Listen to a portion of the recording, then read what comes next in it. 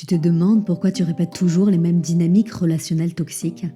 Pourquoi tu attires toujours les mêmes personnes? Pourquoi ces mêmes scénarios se répètent encore et encore? C'est le lien que personne ne fait. Le triangle de Karpman, tu connais peut-être. Victime, sauveur, bourreau.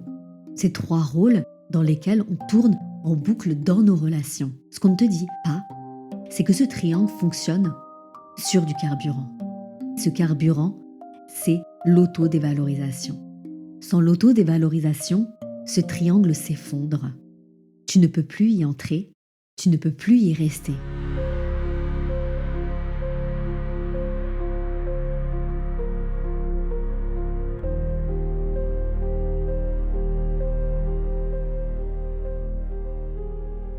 Bonjour à tous, je suis Armelle Atina.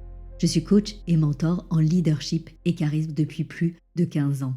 Dans cette vidéo, je vais te révéler comment chaque position du triangle est alimentée par cette forme spécifique d'autodévalorisation.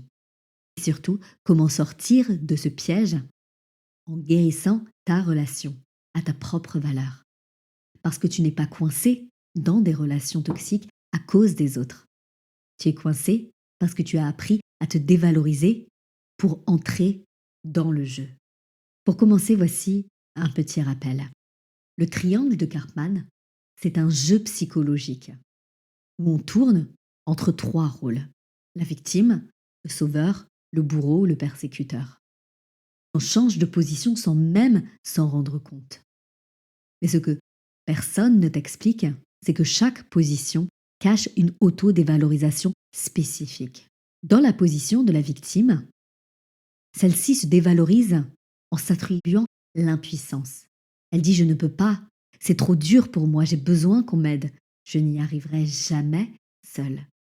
À chaque fois qu'elle prononce ces phrases, elle nie ses propres ressources.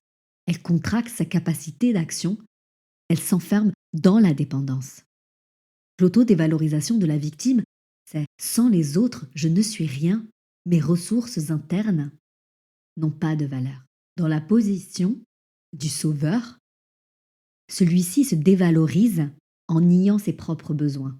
Il dit « ce n'est rien, je peux faire ça pour toi, mes problèmes sont insignifiants comparés aux tiens. Je n'ai pas le droit de ne penser qu'à moi ».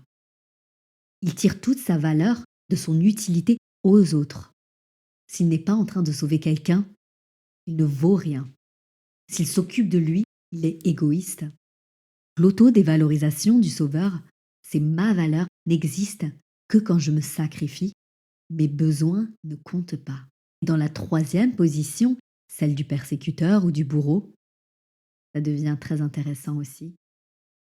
Il dévalorise les autres. Oui, mais pourquoi? Parce qu'il se sent lui-même profondément dévalorisé intérieurement. Il attaque avant d'être attaqué. Il critique avant d'être critiqué. Il domine avant d'être dominé. Derrière cette dureté, il y a cette croyance. Si je ne suis pas fort, je ne vaux rien. Si je ne contrôle pas, je perds tout. Ma vulnérabilité est une faiblesse inacceptable. L'autodévalorisation du bourreau, c'est ma vraie nature n'est pas assez forte, je dois surcompenser par la domination. Comment l'autodévalorisation spécifique à chacun des rôles fait tourner le triangle? Le scénario type, peut-être que tu vas te reconnaître, c'est que tu commences en position de victime et tu te dis « je ne suis pas capable de gérer ça toute seule ». L'autodévalorisation est activée. Quelqu'un arrive en sauveur. Laisse, je vais le faire pour toi. Il se dévalorise aussi parce qu'il pense que s'il ne t'aide pas, il n'a pas de valeur. Toi, tu intériorises encore plus ta dévalorisation. Il a raison, je ne peux vraiment pas le faire. Et le circuit neuronal se renforce. Le sauveur commence à s'épuiser et il a tellement nié ses propres besoins qu'il finit par craquer. Il bouscule en mode bourreau. Tu ne fais jamais rien.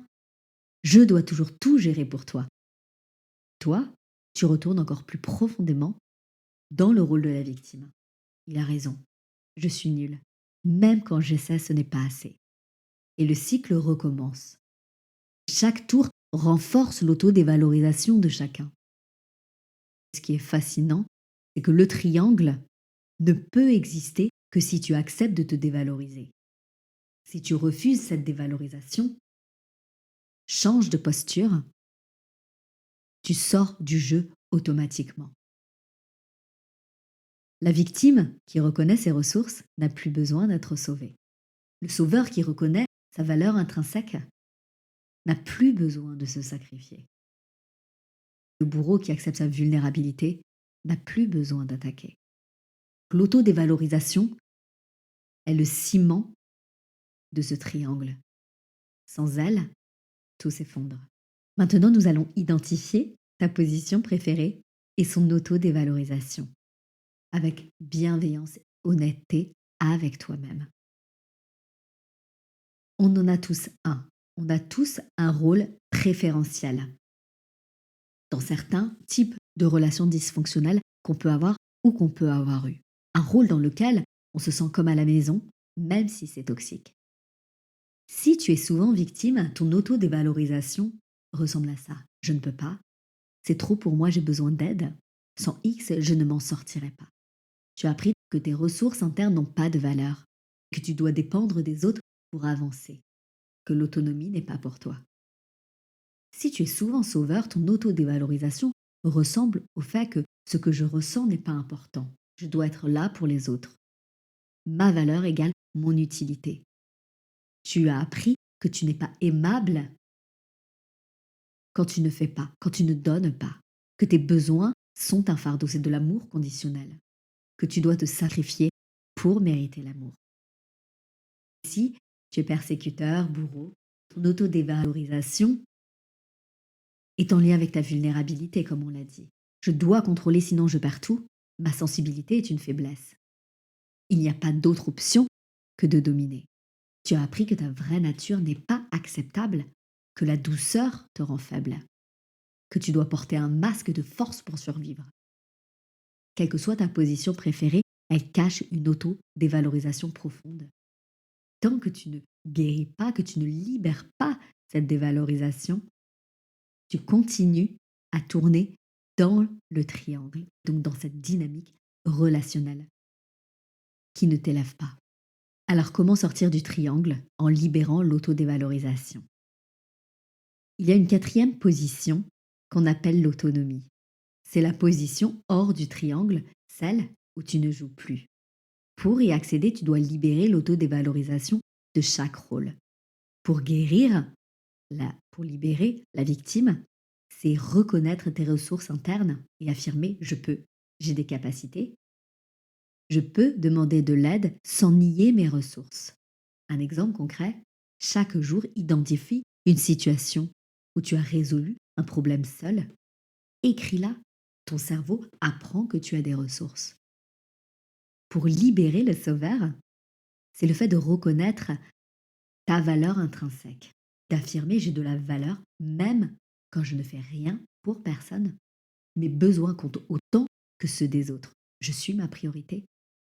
En exercice concret, une fois par jour, fais quelque chose uniquement pour toi, sans justification, sans culpabilité. Entraîne ton système nerveux à recevoir. Pour libérer le persécuteur, c'est le fait d'accepter ta vulnérabilité, d'affirmer que ta sensibilité est une force, que tu peux être fort et doux, que tu n'as pas besoin de dominer pour avoir de la valeur. L'exercice concret, c'est de partager une vulnérabilité avec quelqu'un de confiance. Observe que tu n'es pas écrasé, que ta vulnérabilité crée de la connexion, pas de la faiblesse. Quand tu libères ces 3 autodévalorisations, quelque chose de magique se produit. Tu ne rentres plus dans le triangle, tu restes dans l'autonomie. Tu peux aider sans te sacrifier. Tu peux demander de l'aide sans te diminuer. Tu peux poser des limites sans attaquer. Tu deviens libre, souverain et beaucoup plus magnétique. En conclusion, le triangle de Karpman, ce n'est pas juste une dynamique relationnelle. C'est un système qui se nourrit de ton autodévalorisation. Chaque fois que tu rentres dans le triangle, tu renforces la croyance que tu n'as pas assez de valeur pour être toi-même, tout simplement. La vérité qui est libératrice, c'est que tu n'es pas coincé dans les relations toxiques à cause des autres. Tu es coincé parce qu'on t'a appris à te dévaloriser pour entrer dans le jeu. À tout moment, tu peux en sortir. Quand tu libères ton autodévalorisation, le triangle perd son pouvoir sur toi. Tu ne peux plus y être aspiré. Tu restes dans ton autonomie. Là, tes relations changent radicalement. Soit elles évoluent vers l'authenticité, vers le respect, soit elles se terminent naturellement.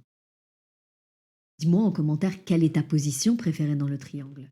Si cette vidéo t'a ouvert les yeux sur tes dynamiques relationnelles, n'hésite pas à la partager. Nous pouvons tous, un jour, être dans ce triangle. Parce que sortir de ce triangle, c'est retrouver sa liberté relationnelle. Tu offres un cadeau. Merci infiniment pour ta fidélité, pour ton écoute. Je te dis à très bientôt pour une prochaine vidéo.